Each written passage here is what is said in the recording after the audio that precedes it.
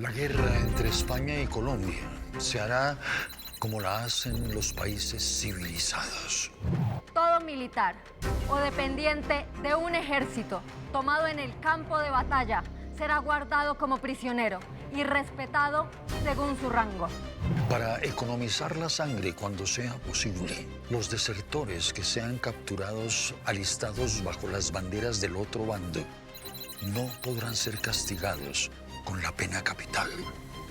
El canje de prisioneros será obligatorio y por ningún motivo ni pretexto se alejarán del país, llevándolos a sufrir males mayores que la misma muerte. Los cadáveres de los que terminen su carrera combatiendo merecerán los honores de la sepultura. O, si eso no puede hacerse, serán incinerados.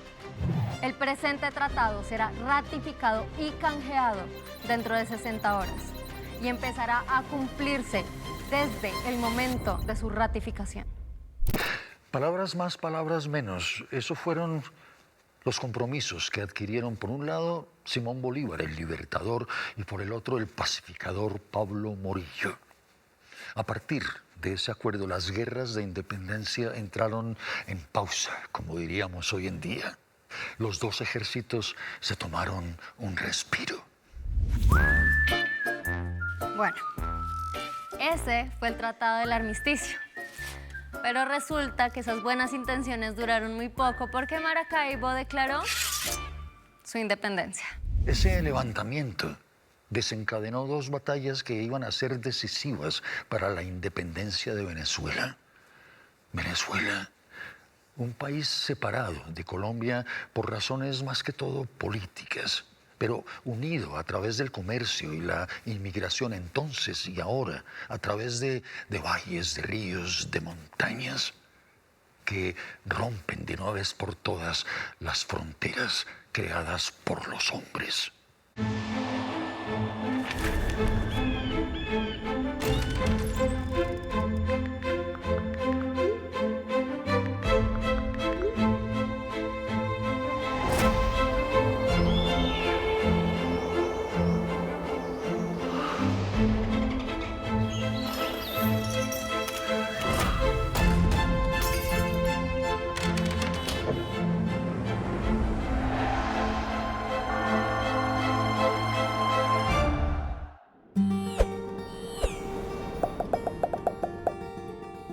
La Gran Colombia, integrada hasta ese momento por Ecuador, Venezuela y la Nueva Granada, empezó a romperse, a resquebrajarse.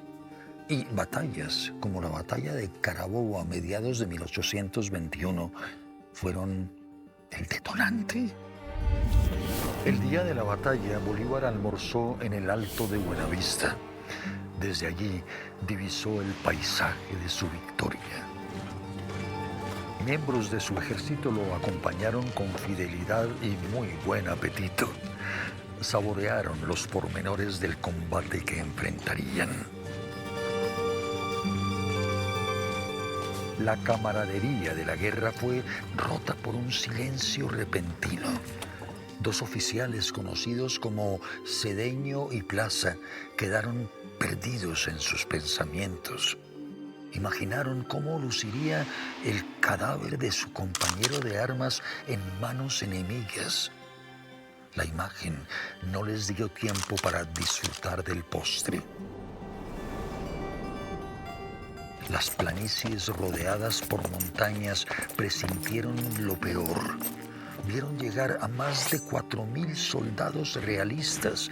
Venían dispuestos a dar su vida por la corona española. Frente a ellos, 6.500 soldados patriotas tomaron posiciones, listos para combatir como en una partida de ajedrez.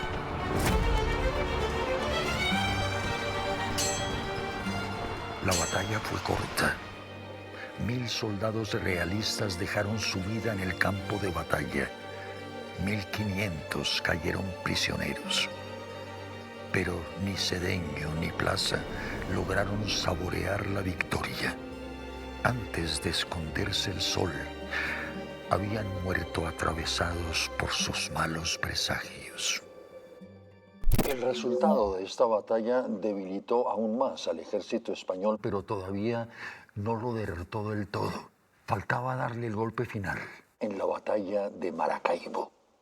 ¿Maracaibo? Yo no conocía esa batalla.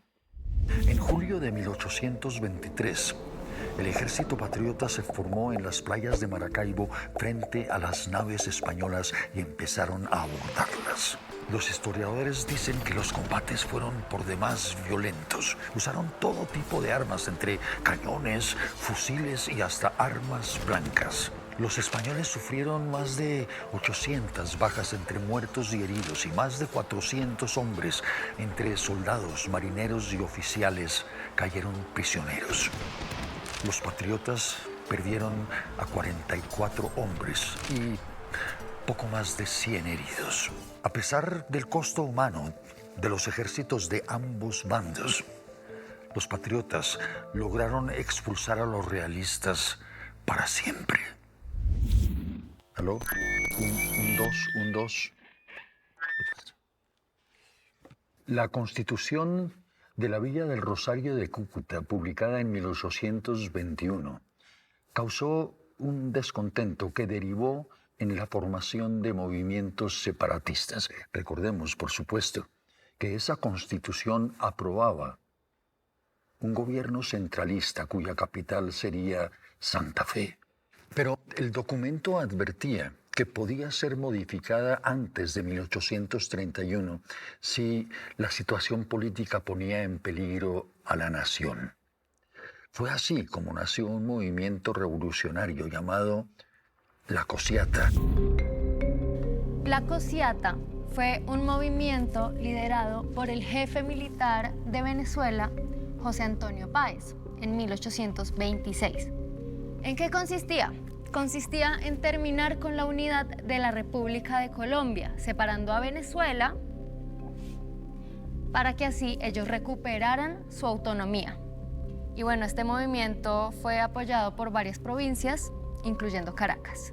Los textos también dicen que en marzo de ese año, Santander, quien era el vicepresidente de la República, destituyó a Páez y además lo citó para que se presentara en Bogotá.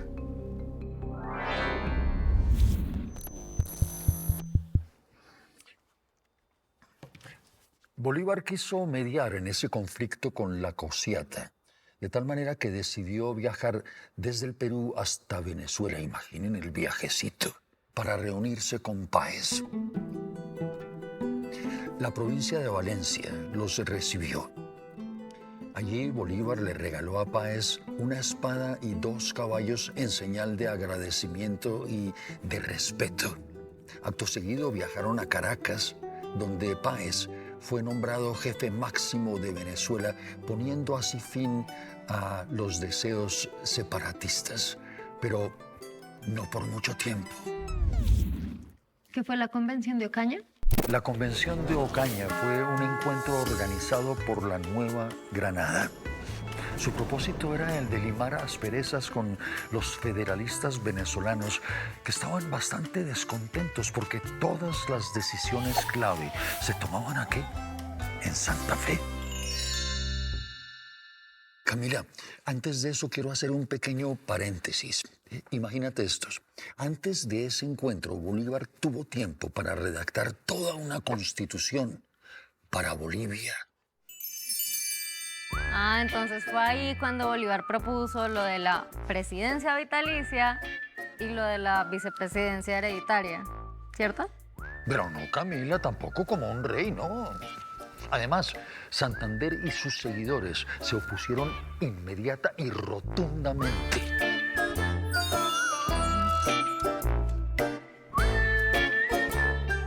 Pero ¿por qué la convención fue en Ocaña y no fue en Santa Fe? Porque Ocaña se encontraba a mitad de camino entre las 2 provincias, lo cual facilitaba la asistencia de los diputados venezolanos. Y también Ocaña garantizaba la tranquilidad y la seguridad, cosa que en esos momentos Santa Fe no estaba en capacidad de ofrecer. El encuentro tuvo lugar entre marzo y junio de 1828. Se convocaron para ese encuentro 108 diputados. Pero para comienzos de marzo solamente se habían presentado 12. De tal manera que se dedicaron simplemente a revisar los resultados de las elecciones y algún que otro informe. En abril sí empezó oficialmente la convención con la asistencia de 64 miembros. Pero en junio, 20 de estos dejaron de asistir alegando cualquier cantidad de enfermedades. De tal manera que la convención quedó apenas con el número indispensable para tomar algún tipo de decisión. Pero una semana más tarde, 20 diputados venezolanos bolivarianos abandonaron la convención, de tal manera que ésta no pudo seguir con las deliberaciones y mucho menos tomar ningún tipo de decisión. Sí, este encuentro terminó desafortunadamente sin dar resultados concretos y costó 200.000 pesos oro de la época, toda una fortuna. O sea, fracasaron, básicamente. Pues es una manera de ver las cosas, Camila, pero por el otro lado de la moneda fue cuando empezaron a surgir 3 naciones soberanas e independientes: Ecuador, Venezuela y Colombia. Siento que a lo político también hay que sumarle tanto lo social como lo económico, porque según lo que tengo acá, Ocaña era una ruta obligada para comercializar entre regiones. Es correcto. Y eso atrajo a muchísimos comerciantes extranjeros a esa región que hoy conocemos como los departamentos de Santander del Norte y del Sur. Hace casi 2 siglos, un comerciante alemán de apellido Lengerke abandonó su patria para atravesar medio mundo hasta llegar a lo que hoy llamamos Santanderes. Gracias a la prosperidad que generó como importador de mercancías, impulsó la migración de sus compatriotas. Otros europeos que también querían probar suerte siguieron su camino.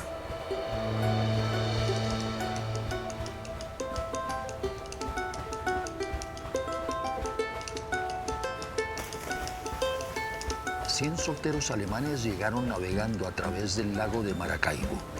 Venían para casarse con mujeres de la región. Su idea era ubicarse en Cúcuta, Ocaña, Bucaramanga y El Socorro. Las nuevas familias crearon lazos comerciales con otros pobladores de la zona. Tejieron una red de negocios tan fructífera que llegaron a ser una élite mercantil durante décadas. Imperios de Oriente también pusieron sus ojos en tierras santandereanas. Miles de viajantes llegados de lugares como Líbano y Siria echaron raíces y recogieron frutos. El futuro parecía esplendoroso hasta que un terremoto destruyó parte de las poblaciones. Ese día, la naturaleza puso a prueba la fortuna de todos. Después de semejante catástrofe, la reconstrucción empezó con aportes del gobierno central. Pero la verdad es que fueron las donaciones de los extranjeros, de los migrantes extranjeros, las que ayudaron definitivamente a la reparación de todos los daños. Para ese momento la Gran Colombia ya no existía, de tal manera que todo el problema recayó sobre Colombia. Pero a mí me causa curiosidad una cosa cuando se dividen los países. ¿Cómo que, por ejemplo, el trazado de las fronteras? Sí, pero también, ¿qué pasa con la gente de estas nuevas fronteras?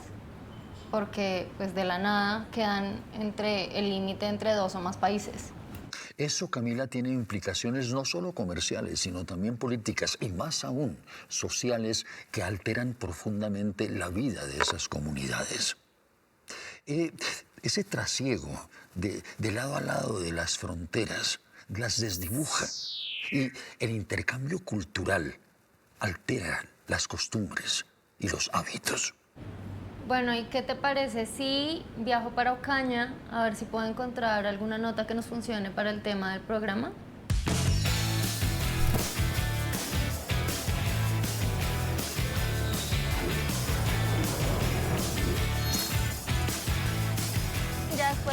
agarrar un vuelo y luego coger un carro e irme por carretera. Ya estamos en el norte de Santander.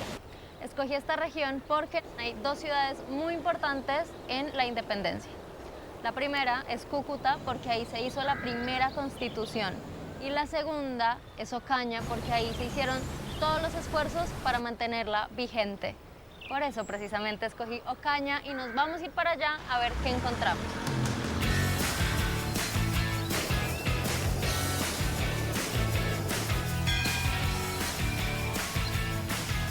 Bueno, para empezar vamos a pedirle a nuestros amigos participantes que me hagan este rompecabezas de, ya saben qué mapa es, el mapa de la Gran Colombia. Que lo hagan en el menor tiempo posible y que además me contesten algunas preguntas. Vamos a ver qué tal le va a la gente con esto. En la época de la independencia, ¿sabes qué lugares conformaban a la Gran Colombia? Venezuela, Ecuador y Colombia. ¿Perú conformaba parte de la Gran Colombia? No. ¿Cuál era la capital de la Gran Colombia? Ocaña en su momento fue capital, por unos días, Fue unas como horas. un día, sí. que- ¿Cómo crees que todas estas llegadas de los inmigrantes cambiaron Ocaña? Bueno, en aquella época, hablando de la Gran Convención en 1828, hubo mucha gente de afuera, muchos italianos, muchos sirios-libaneses que llegaron aquí y se volvió Ocaña como comercial. Descendencia árabe. Okay. Llegaron aquí a Ocaña hace muchos años y han aportado mucho a la cultura de acá de la ciudad. La cultura, o sea, la cultura, lo que es la arquitectura también, ellos influyeron mucho en todo eso, en lo que fue Ocaña, o en lo que es Ocaña hasta el momento. O sea, Bueno, ya vimos qué tanto saben las personas de Ocaña y qué tanto conocen a sus antepasados. Entonces, ahora lo que quiero hacer es que vayamos donde una persona que me dijeron que conoce mucho sobre historia y viene investigando desde hace mucho tiempo. Hola. Hola Camila, ¿cómo estás? Muy bien, ¿y tú? Excelente. Bienvenida Camila. Muchas gracias por recibirme, qué lugar tan bonito. Sí, muchas gracias. Estamos en el complejo histórico de la Gran Convención de Ocaña. ¿Cuál era la importancia de Ocaña en el contexto del siglo XIX? La fundación de Ocaña surge por la necesidad que existía en la época de la colonia de encontrar una ruta de comunicación entre los puertos marítimos. Por eso le fue encomendado al capitán Francisco Fernández de Contreras que encontrara una ruta que comunicara al interior del país con el lago de Maracaibo y la costa caribe colombiana. En ese tránsito él funda Ocaña por la cercanía que nosotros tenemos con el río Magdalena. Desde ese momento nace Ocaña como un puerto terrestre que dinamiza la actividad y la vida comercial del naciente descubrimiento y colonización de la Gran Colombia. En 1829, Camila, se dan registros de la primera casa comercial importadora y exportadora de Ocaña, la casa de los hermanos Jácome. Fueron 3 hermanos que instauraron una casa comercial que le dio muchísima relevancia a Ocaña. Fueron 3 emprendedores que encontraron que desde aquí, desde esta zona, se desplegaban muchas mercancías que entraban al interior del país y entraban y se podía llegar también por la costa caribe. Entonces le da muchísima relevancia al país. ¿Y normalmente qué era lo que comercializaban? Nosotros, el virreinato se le pide es que se requiere es la tagua, que es un marfil vegetal, los cueros, la quina que es, digamos, de alguna forma un antibiótico requerido por Europa. Entonces, en la primera fase de exportación, Colombia lo que exporta es esos productos. Y Ocaña, pues también lo que se cultivaba era llevar porque uno exporta lo que los otros países necesitan. Pero importábamos todo lo que el mundo nos ofrecía. Bueno, ya con lo que nos dijo Sonia tenemos más clara la idea de cómo cambió esta región después de que llegaron los migrantes hace más de 200 años. Ahora, lo que quiero que hagamos es que vayamos a hablar con algunos de los descendientes de estas personas, de estas mujeres, de estos hombres que vinieron a hacer su vida acá. Entonces, acompáñenme a ver qué nos encontramos. Ocaña, por aquí. Después de las guerras de independencia, fueron expulsados del país los comerciantes catalanes que hasta ese momento habían controlado el comercio en Maracaibo. Fueron reemplazados, por supuesto, por italianos, franceses, ingleses, y también vinieron de otros países como Libia, Siria, Palestina y el Líbano. Esa mezcla entre las culturas todavía se refleja hoy en día en el comportamiento, en los hábitos y costumbres de las personas que habitan esa región.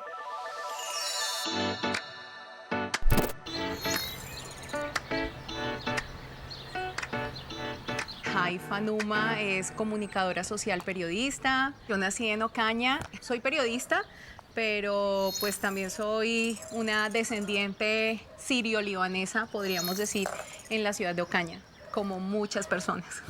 Mi abuelo nació en el Líbano, mi abuelo nació en 1922. En 1930 llegó a Ocaña con su mamá y con un hermanito que tenía.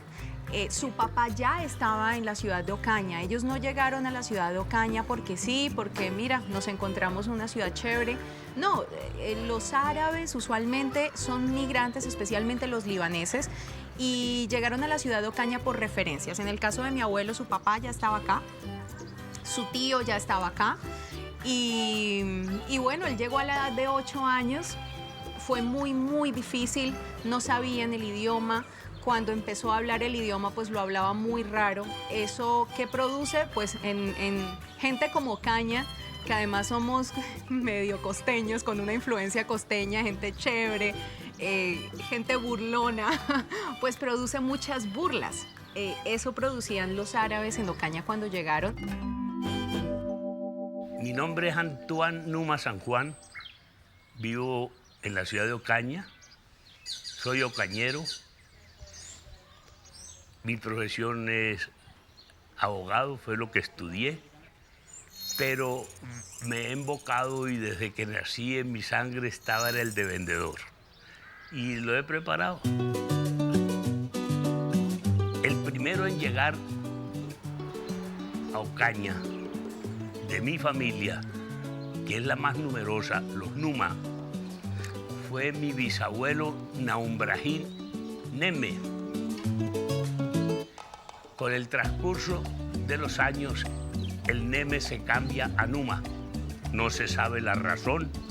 Presumimos que tal vez la pronunciación gutural, natural de ellos, del árabe, también la trasladan al español y podía dificultarse o alguna cosa en la pronunciación de su apellido y de pronto paramos en Numa. Y así quedó.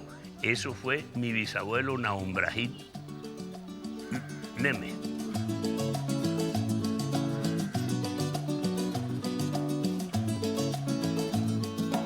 Ellos se fueron por las guerras y en ese momento se fueron muchas familias buscando paz y tranquilidad en otros lugares y uno de ellos fue a América. Entonces se establecieron en varios sitios de América, especialmente en Colombia. Les habían dicho que Ocaña era un sitio muy tranquilo, que tenía un clima espectacular, donde podían también desarrollar su venta de telas y venta de otros productos. Entonces por eso llegaron aquí a Ocaña, llegaron por Puerto Colombia y por esa razón vinieron aquí a Ocaña después de una travesía terrible de estar en un barco 33 días desde el Líbano hasta acá. Y aparte la llegada a Ocaña no fue una llegada en carro ni en van, fue una llegada por cable. En ese momento había cable en Ocaña, entonces desde Gamarra llegaron por cable. Él cuenta que cual orangutanes metidos en una jaula viajando por una línea del cable. Ellos se vienen huyéndole a los turcos, que eran los que invadieron el Líbano. Luego aquello se termina y llega a Francia, y si el Líbano se convierte en un protectorado francés. Por eso aman la cultura. El Líbano se habla el francés, el árabe. Pero estamos hablando de por qué huyeron ellos, entonces no nos vamos hasta ese momento, sino en el momento de los turcos. Cuando ellos salen de Turquía, el pasaporte viene sellado por Turquía. Por eso aquí le dicen turcos, todavía, turcos. Y entonces quedó turco. Ya nosotros no lo oímos peyorativamente, sino. Pero para mi abuelo sí era una ofensa. Pues aparte de lo comercial, yo siento que la cultura de la unión familiar, por ejemplo, nos la dejaron nuestros ancestros, especialmente en mi caso, pues la familia paterna, mi familia materna es de Barranquilla y todos están en Barranquilla, de manera que yo solamente crecí con los Numa. Y vi en mi familia primero mucha unión familiar, y eso creo que es propio de los árabes. En las reuniones familiares, no sé por qué, pero tienen la costumbre de que los hombres se reúnen aparte y las mujeres se reúnen aparte. Tal vez propio también un poco del machismo del Medio Oriente. La comida árabe, la comida es una de las cosas que más disfrutamos los descendientes, el tajín, el tapule, el arroz con almendras, toda esa comida es deliciosa y sigue hoy por hoy siendo un plato especial en nuestra mesa, en las reuniones especiales. También los juegos de mesa. Los juegos de mesa es algo que no muere. Mi papá, mis tíos, mis amigos descendientes árabes, les encantan los juegos de mesa. Y los domingos era muy propio de mi abuelo reunirse con sus parientes a jugar juegos de mesa, las mujeres y los hombres. Entonces todo eso es parte de la cultura que también se regaló a Ocaña.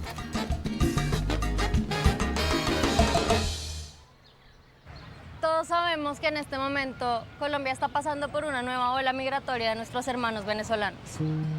Y creo que algo que nos tiene que dejar muy claro el capítulo de hoy es que a través de toda la historia de Colombia hemos recibido migraciones de parte de todas partes del mundo.